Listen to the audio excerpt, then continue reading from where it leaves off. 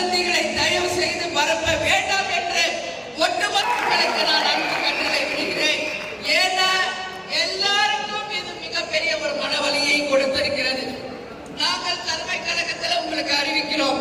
நானே நேரடியாக வீடியோ உங்களுடைய செயல்களை நிச்சயமாக தேசிய முற்போக்கு திராவிட கழகம் வன்மையாக கண்டிக்கிறது என்பதை இந்த நேரத்தில் நான் உறுதியாக தெரிவிச்சுக்கிறேன். இனிமேல் எந்த வதந்திகளையும் பரப்பாதீங்க. உங்களுக்கு தகவல் வேண்டும் என்றால் தலைமை கழகத்தை கேளுங்கள். உங்களுக்காக நாங்கள் பதில் சொல்ல தயாராக இருக்கிறோம் என்பதை இந்த நேரத்தில் உங்களுக்கு நான் சொல்றேன். என் தலையிலே சுமந்திருக்கிறார்